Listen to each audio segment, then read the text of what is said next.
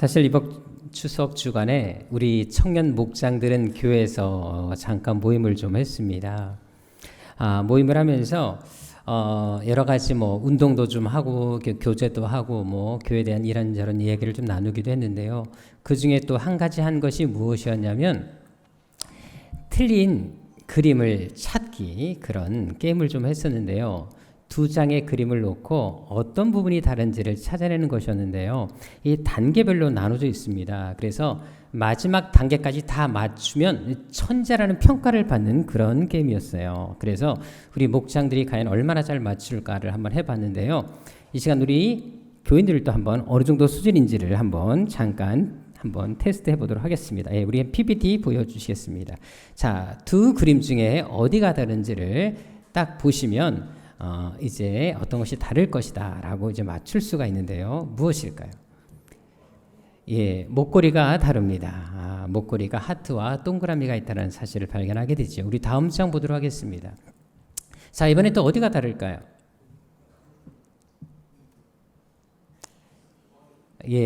허리가 다릅니다. 자, 허리띠를 보시면 줄이 옆으로 가 있고 세로로 가 있습니다. 무조건 찍지 마시고 좀 잘 생각해서 하시면 참 좋겠다 마음이 있습니다. 제가 앞에서 보니까 이렇게 집중을 잘 하시는 적이 없었는데 우리 다음 장 보도록 하겠습니다. 갈수록 좀 어려워지는데요. 자, 어디가 다른지를 좀 보도록 하겠습니다. 팔이라고 막 하지 마시고 좀 생각을 좀 하시고 하시면 좋을 것 같아요. 자, 보시면 다리가 다릅니다. 다리에 신발끈 하나가 있고 없고가 다르다는 것을 발견하게 됩니다. 자, 갈수록 더 어려워지는 난이도 문제. 다음 거 보도록 하겠습니다. 자, 어디가 다르겠습니까?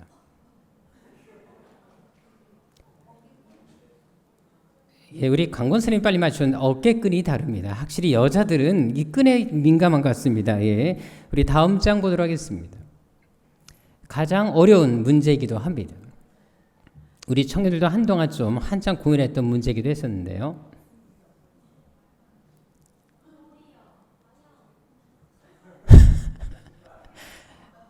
신발 위치가 다릅니다. 슬리퍼를 보시게 되면 위치가 하나 다른 것을 발견하게 됩니다. 이게 뭔가 또 좀 고민하는 분이 계시는데요. 다 마지막 장 한번 보도록 하겠습니다. 아직 좀 더 한 두 장 더 남았는데 보도록 하겠습니다. 뭘까요? 바로 맞추시네요. 대단하시네요. 해보셨어요? 귀걸이가 다릅니다. 귀걸이가 다르고요. 다음 장 보도록 하겠습니다. 정말 어려운 문제 중에 하나이기도 합니다.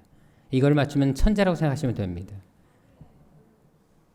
갑자기 눈빛이 더 커지는 경우를 좀 보게 되는데요.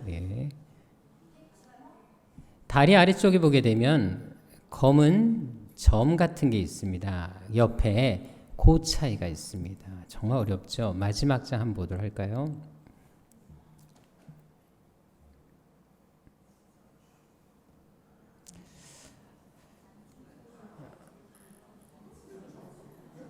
무조건 찍지 마시고 좀 생각을 하시고 얘기하시면 좋을 것 같습니다. 단추가 다릅니다. 2개와 3개 차이가 있습니다. 제가 지금까지 설교하면서 이렇게 집중을 잘 하시는 여러분들을 본 적이 없는데, 세상에 어떻게 인생 이렇게 사시면 안 되지요. 자, 우리 목장들이 했을 때는 누가 가장 많이 맞춘 줄 아십니까? 청목 형제가 가장 많이 맞췄어요. 외모와 정말 다르다라는 것을 마지막 난이도까지 다 맞췄어요. 우리 청목 형제가. 사실 사람이라면 누구나 다 남들에게 좋게 평가받기를 바랍니다. 이왕이면 좀 매력 있고 그리고 뛰어나고 인기 있는 사람이 되고픈 욕망이 있습니다. 하지만 사람에게 아무리 좋은 평가를 받는다 할지라도 하나님의 기준에 미달된다면 사람들에게 받는 그 평가가 무슨 소용이 있겠습니까?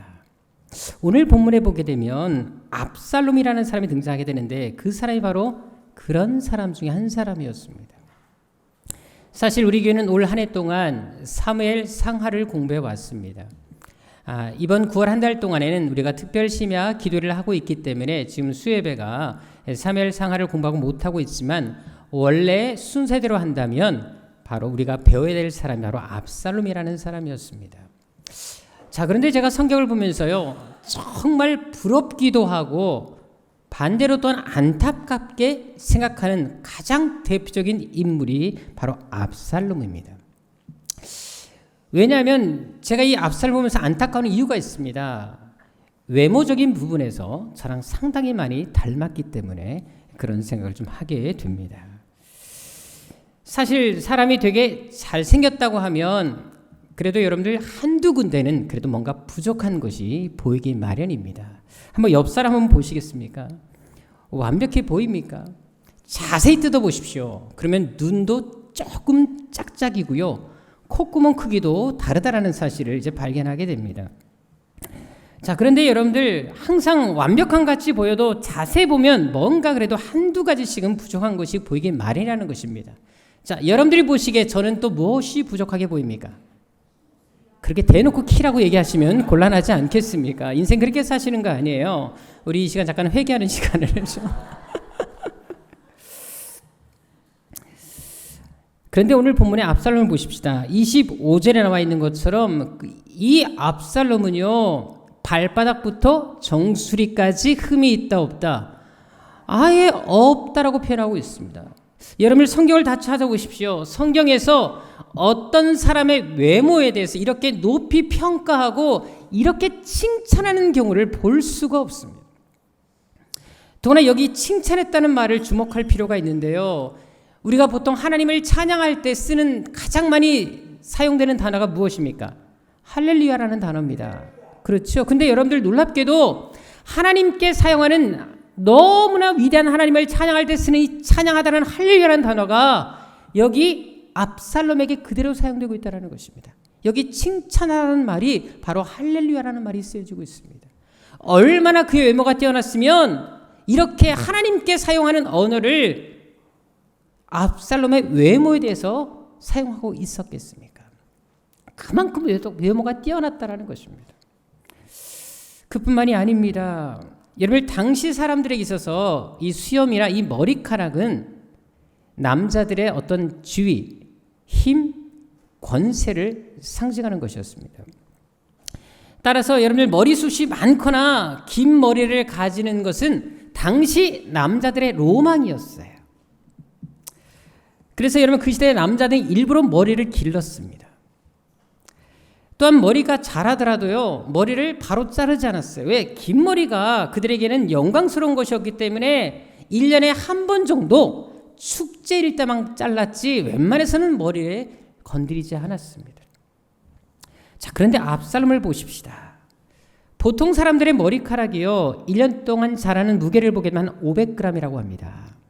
자, 그런데 오늘 본문 26절에 보게 되면 압살롬의 이 머리 무게가 어느 정도였다고 나옵니까?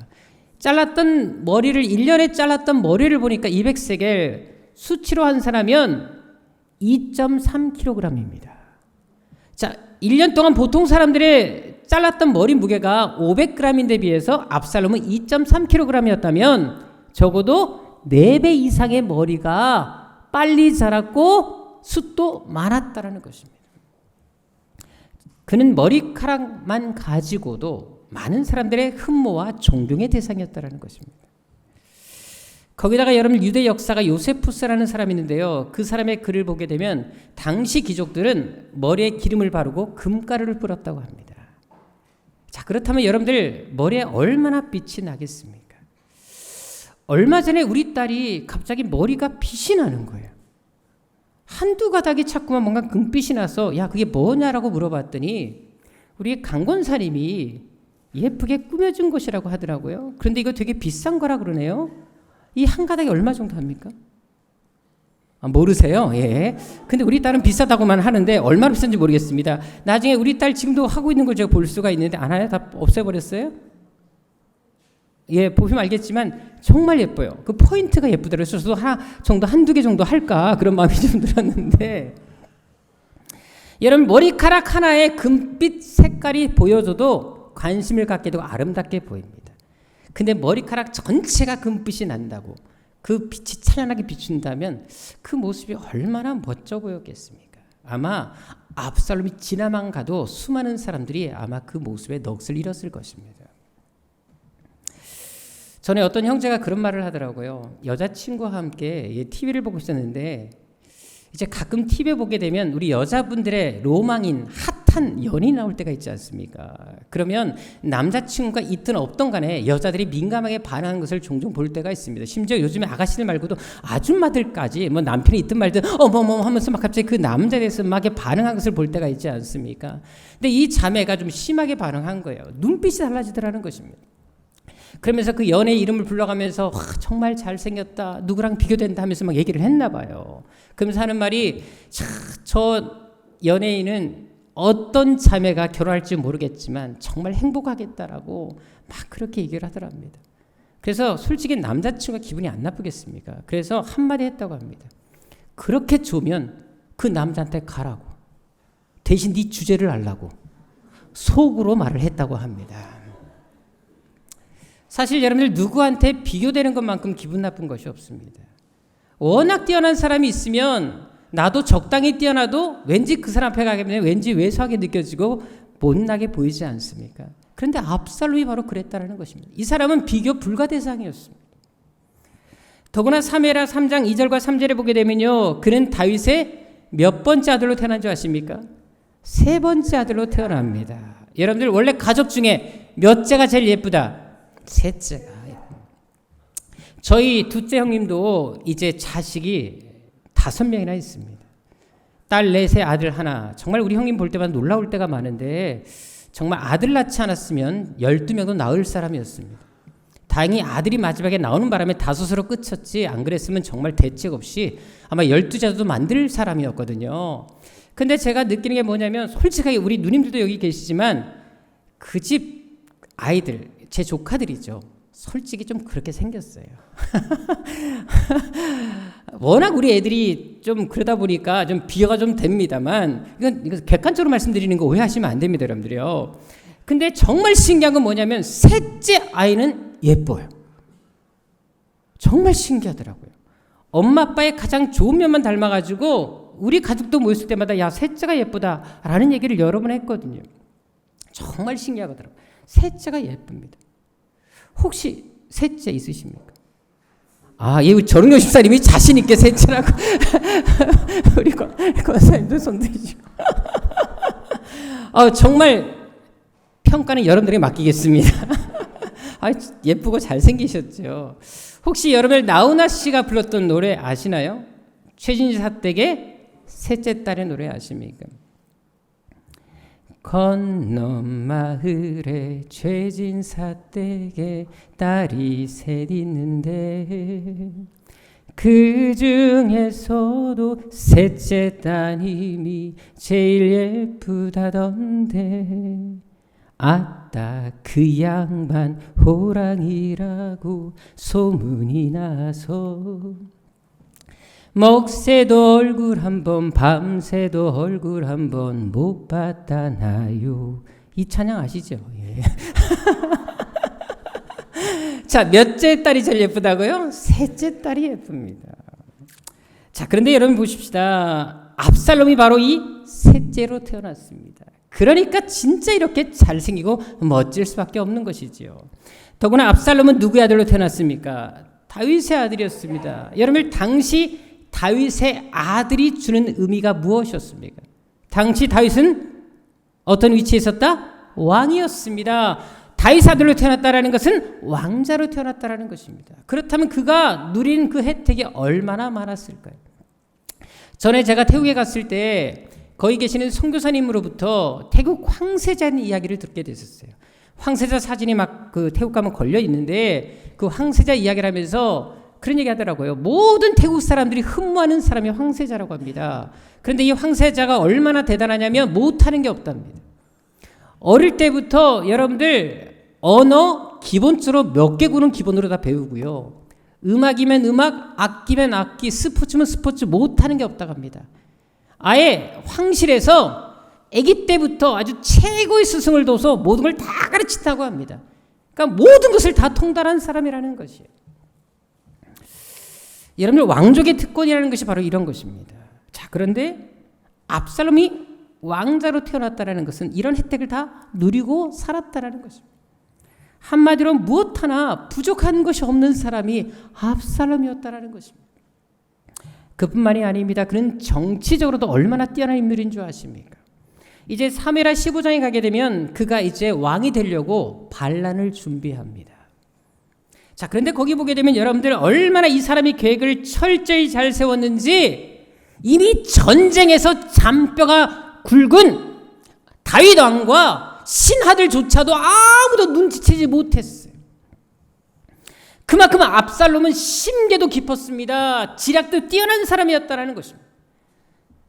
사무엘하 15장 6절에 보십시오. 그가 얼마나 대단한 능력을 가졌는지 순식간에 백성들의 마음을 다윗으로부터 자기로 돌려버린 것을 볼 수가 있습니다.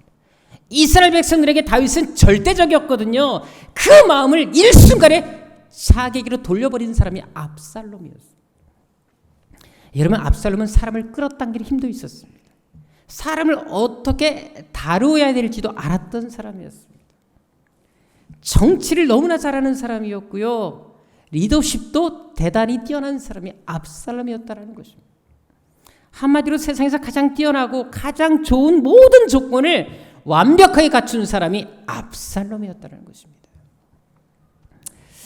그런데 사무엘하 18장 14절부터 15절에 보게 되면요, 그렇게 뛰어난 외모, 지성, 리더십 모든 조건을 갖춘 압살롬의 최후가 나타납니다. 너무나 비참하게 죽음을 맞는 것을 볼 수가 있습니다.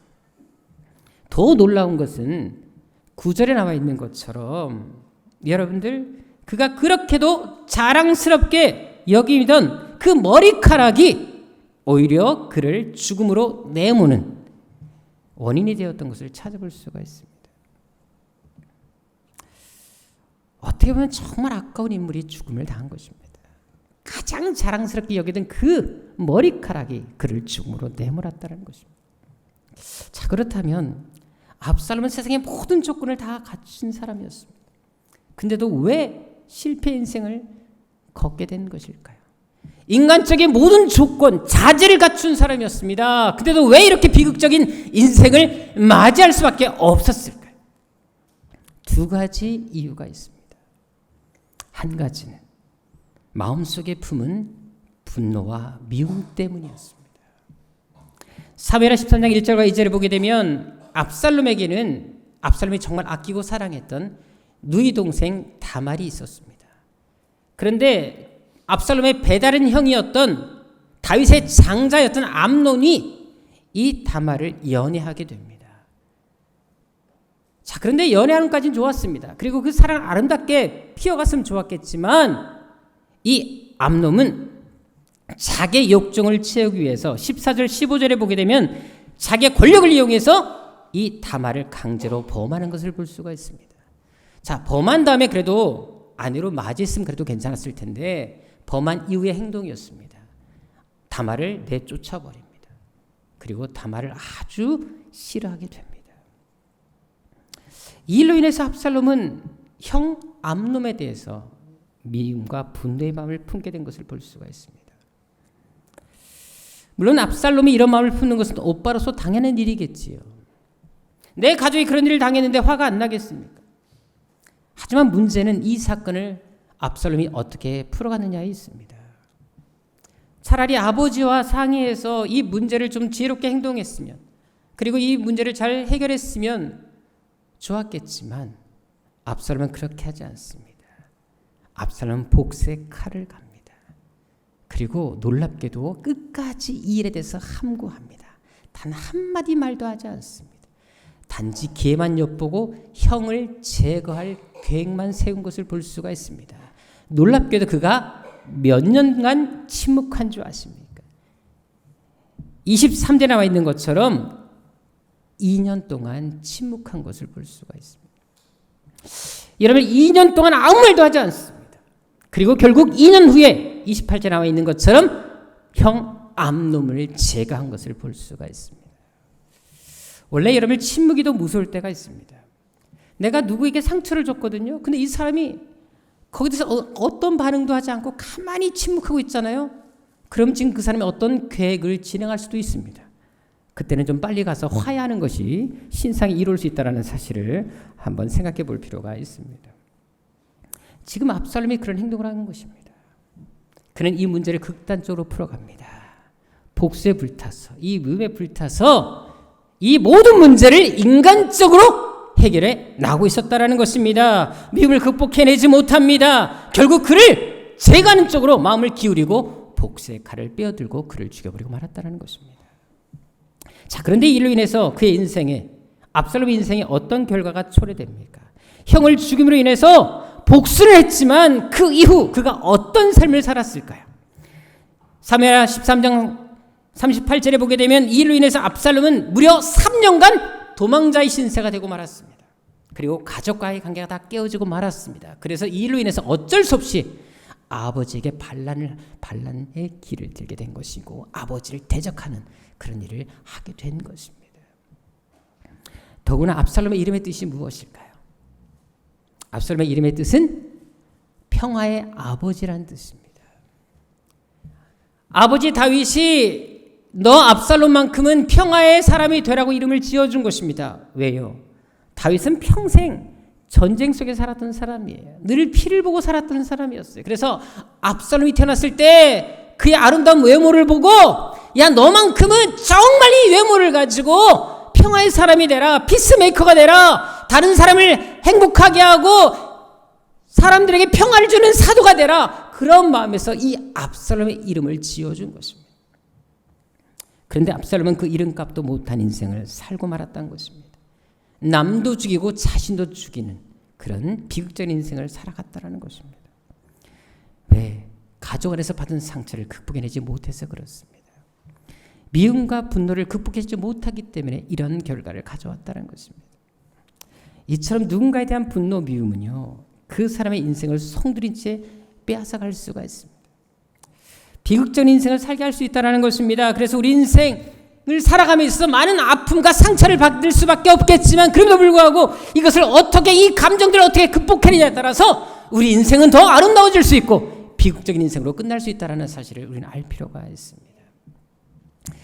전에 안양에 살 때 어떤 일이 있었냐면 우리 집이 딱 2층이 있었거든요. 근데 우리 집을 두고 바로 밑에 층과 3층 아줌마끼리 크게 다툰 적이 있습니다. 근데 이 다툰 이유가 아주 너무 단순했는데요. 처음에 이제 윗집 아이하고 아랫집 아이 여자아이 둘이 놀다가 서로 다투게 되는 거예요. 애들끼리 놀다가 싸울 수 있지 않습니까? 근데 이 3층 아줌마도 보통 분이 아니세요. 내려와서 그 1층 아이를 아주 혼내는 거예요. 그러니까 1층 아줌마가 열받죠. 애들 싸우면 엄마가 개입하니까 이 엄마가 또 나온 거예요. 그래서 엄마끼리 붙은 거예요. 야, 근데 아줌마들끼리 싸우니까 무섭더만요. 그냥 말로 싸우다 갑자기 머리부터 붙잡고 늘어지는데 네가 나 서로 막 놓으라는데 서로 안 놓더라고요. 근데 나중에 3층 아줌마가 등치가 좋아요. 세상에 1층 아줌마 머리카락 한 움티를 다 뽑아버리고 말았습니다. 그리고 깨물어 버렸어요.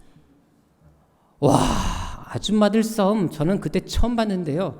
무섭더라고요. 세상에서 가장 무서운 분들이 아줌마들입니다. 우리 교회에서도 아줌마들 없으면 교회가 안 돌아가거든요. 그래서 여러분들 교회는 아줌마들이 존중받아야 됩니다. 무섭게 싸우는데 와, 근데 어떻게 된 줄 아십니까? 이 아줌마 1층 아줌마도 당했잖아요. 머리 뽑혔죠, 물렸죠, 신고한 거예요. 그래서 법정에 갔어요. 3층 아줌마에게 벌금 30만 원이 선고됐습니다. 자, 그런데 이 아줌마가 또 대단하시더만요. 3층 아줌마 보통 분이 아니라고 그러셨잖아요. 30만 원 그대로 주기 싫어서 어떻게 한 줄 아십니까? 30만 원을 100원짜리 동전으로 다 바꾼 거예요. 자, 그럼 모두 몇 개? 3,000개입니다, 여러분들이요. 3,000개 보셨어요? 1층 아줌마가 3,000개 동전을 가지고 저한테 보여주는데 기가 막히더만요. 동전 자루에다가 몇 자루 들고 와서 이 3층 아줌마가 저한테 갖다 준 돈 좀 보시라고 저한테 와서 하소연하는데 정말 저도 기가 막혀서 말이 안 나왔습니다. 그거를 갖다 준 거예요. 여러분들 이사 갈 때까지요, 3층, 1층 아줌마들 끝까지 말 한마디 하지 않았습니다. 여러분들 원래 미움은 분노를 낳습니다. 분노는 남뿐만 아니라 자신도 죽이는 결과를 초래하게 됩니다. 그래서 압살롬도 그런 인생을 살아가게 된 것입니다. 그래서 그렇게 뛰어난 능력을 가졌음에도 불구하고 많은 은사, 달란트를 가졌음에도 불구하고 위대하게 쓰임받을 수 있었던 사람이 가장 추락하고 비극적인 인생을 살 수밖에 없었다는 것입니다. 그래서 우리 안에 이런 분노, 미움의 감정들은 나를 위해서라도 믿음으로 극복해내는 것이 이렇게 중요하다는 것을 우리는 알 필요가 있습니다. 하지만 또 한 가지, 압살롬이 그런 실패 인생을 살게 된 가장 중요한 이유가 있습니다. 그것은 바로 그가 자신의 생에서 단 한 번도 하나님을 찾지 않았다는 데 있습니다. 자, 여러분들 다윗의 가정은 믿음의 가정이었습니다. 자, 그런데도 놀랍게도 여러분들 압살롬의 생애를 찾아보면요, 그의 뛰어난 외모, 그가 가진 대단한 능력에 대해서는 아낌없이 언급하고 있는데, 놀랍게도 그가 신앙인의 모습으로 산 일에 대해서는 단 한 군데도 기록하지 않고 있다는 것입니다. 성경 어디를 찾아봐도 그가 하나님을 의지했다거나 기도했다거나 믿음으로 살았다는 흔적을 전혀 찾아볼 수 없다는 것입니다. 즉 그는 인간적인 모든 조건을 갖춘 사람이었고 세상적으로도 조금도 흠이 없는 사람임에도 불구하고 그의 영성은 바닥쳤다는 것입니다. 그래서 그는 자신이 받은 상처, 삶의 모든 문제를 신앙으로 해결하지 못하고 인간적인 방법으로만 해결하고자 했던 것입니다. 하지만 만일 그가 자신의 가진 이 분노와 미움을 하나님께 가져갔다면 어떻게 됐을까요? 자신이 복수하기보다 그 누구를 원망하기보다 하나님 앞에 그 심판을 맡기고 기도하며 기다렸다면 그 인생이 어떻게 되었을까요? 고통스러울수록 마음이 아플수록 더 믿음으로 살려고 몸부림치며 신앙으로 이 문제를 해결하고자 했다면 그 인생은 틀림없이 달라졌을 것입니다. 멋진 인생이 될 수 있었을 것입니다. 또한 그가 가진 능력과 자질들을 볼 때 그는 다윗에 이어서 이스라엘의 3대 왕이 되어서 이스라엘 나라를 가장 부강하고 위대한 나라로 만들었을 것입니다. 하지만 끝내 하나님을 찾지 않습니다. 단 한 번도 하나님께 무릎 꿇지 않습니다. 오직 세상적인 방법, 인간적인 수단만을 앞세웠기 때문에 그는 그렇게 비극적인 인생을 살 수밖에 없었다는 것입니다. 이 시간 우리 PPT 한 장 보도록 하겠습니다. 최규철이라는 아주 청년의 모습입니다. 잘생긴 모습이죠. 이 사람은 독실한 크리스찬으로서요, 서울 시립대학을 졸업했고요, 덴마크하고 인도까지 유학하면서 정말 엘리트 중에 엘리트였습니다. 근데 하나님이 주신 비전이 있었기 때문에 정말 잘 나갈 수밖에 없는 그런 모든 조건에도 불구하고 이 사람은 평생 농촌에서 어렵고 힘들게 자라는 아이들을 위해 살기로 결단하고 헌신을 하게 됩니다. 그래서 평생을 그렇게 하나님께 서원하고 아이들을 위해서 돌보며 살았습니다. 또 다른 사진 한 장 보도록 하겠습니다. 자, 이분은 31살에 교통사고를 당하신 분이십니다. 차가 전복되면서 차에 불이 붙고 말았습니다. 그래서 한쪽 눈이 완전히 녹아내렸고요. 또한 눈도 시력을 거의 다 잃어서 1m밖에 보지 못하는 시력을 갖게 됐습니다. 보다시피 귀도 다 녹아내려서 제대로 여러분들 귀의 모양을 갖추지 못했습니다. 입도 녹아내렸고요. 손가락도 녹아내려서 손 모양이 완전히 변형이 되고 말았습니다. 온몸에 3도 화상의 그 일을 겪게 되셨습니다. 의사까지 이분이 병원에 실려왔을 때 이 사람은 살 가망이 없다라고 포기를 선언했습니다. 자, 그런데 이 사람이 누구냐? 바로 앞에 나왔던 그 최규철 그 형제와 동일 인물입니다. 여러분들 다른 일도 하다가 이런 사고를 당한 것이 아니라 죄를 하다가 농촌에서 열심히 섬기다가 이런 일을 당했습니다. 이런 상이라면 얼마나 원망스럽고 좌절됐겠습니까? 그런데 이분이 병상에서 했던 말이 뭔 줄 아십니까? 하나님이 맡기신 사명을 다하기까지는 나는 결코 죽지 않는다. 의사도 포기했고 살 가망이 없다고 했음에도 불구하고 자신은 나는 아직 사명이 남아있기 때문에 어려운 아이들을 돌봐야 되기 때문에 하나님 나를 살려줄 것입니다. 이 고백을 하면서 끝까지 기도했다라는 것입니다. 놀랍게도 기적적으로 이분이 살아나셨습니다. 의사도 놀랐습니다. 27번의 수술을 거쳤습니다. 그래서 지금의 이 모습이 되신 것입니다. 그리고 살아나서도 계속 농어촌에 가서 동일한 사역을 이어나가셨습니다. 하지만 이분의 모습이 달라진 모습을 보니까 아이들이 이분을 거부합니다.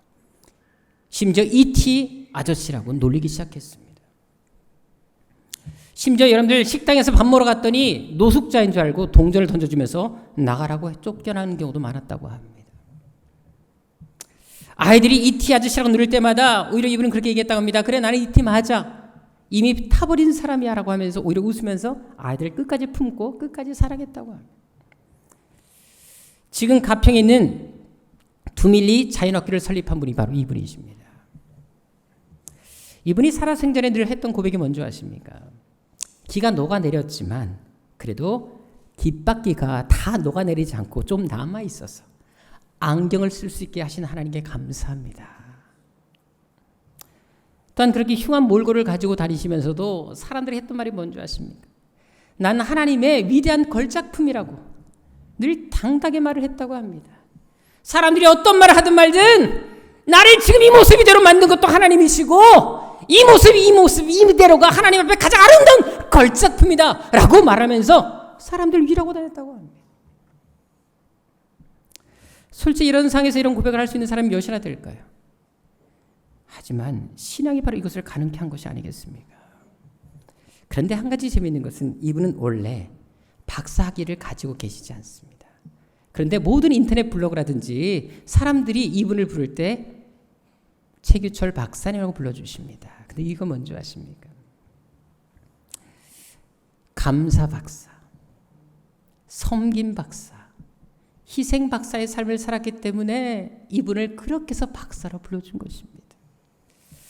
저는 여러분들 또한 이런 박사로 살았으면 참 좋겠습니다.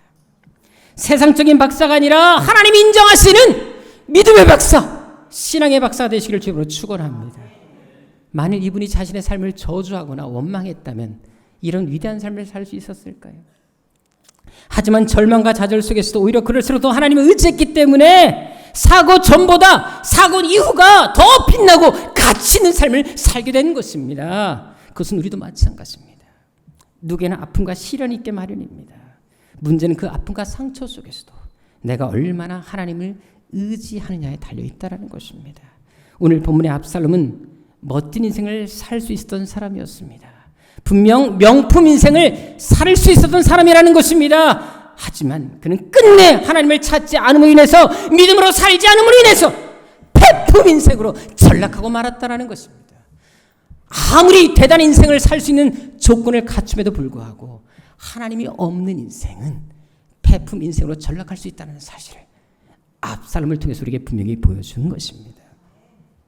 그래서 스바냐 1장 6절에 어떤 말씀이 있습니까? 여호와를 배반하고 따르지 아니하는 자, 여호와를 찾지도 아니하는 자, 여호와를 구하지 아니하는 자들은 멸절할 것이다 말을 합니다. 하나님이 없는 인생, 하나님이 없는 삶의 계획, 모든 것이 헛될 수밖에 없음을, 망할 수밖에 없음을 강조하고 있는 것입니다.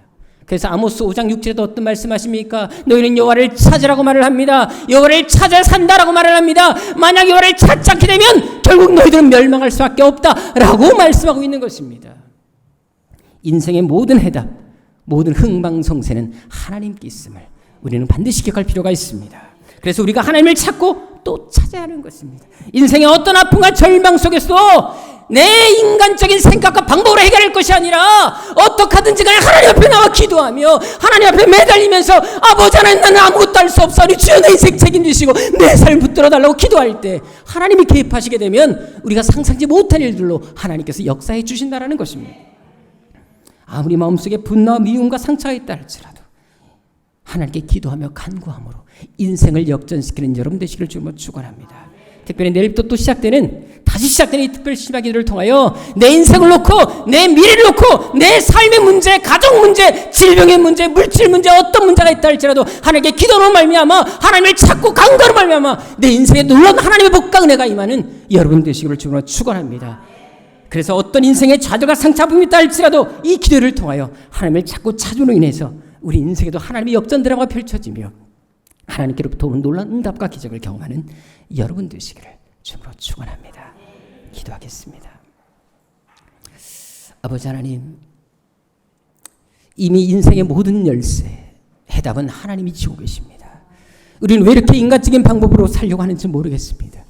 길어봤자 우리의 인생이 100년밖에 더 되지 않겠습니까? 하지만 우리의 죽음 이후에 우리에게 예비된 저 세상 하늘나라가 있음을 기억하게 도와주옵시고, 남은 생애 동안 정말 갇힌 일에 헌신하게 도와주옵시고, 주를 살아가게 도와주옵소서. 다음 세상을 준비하는 저희들 되게 하여 주옵소서. 어떤 인생의 절망과 아픔이 온다 할지라도, 상처가 있다 할지라도 더 기도하게 하시고 하나님을 찾게 하여 주옵시며, 그래서 우리 하나님 명품 인생에서 폐품 인생으로 전락할 것이 아니라, 비록 쓸데없는 인생, 부족한 인생이라 할지라도, 벌레만도 못한 인생이라 할지라도 오히려 하나님 손에 붙들림으로 말미암아 명품 인생이 되는 역사가 우리 세상교회 안에 일어날 수 있도록, 우리 성도들 가운데 일어날 수 있도록 도와주옵소서. 존귀하신 예수님의 이름으로 기도드립니다. 아멘.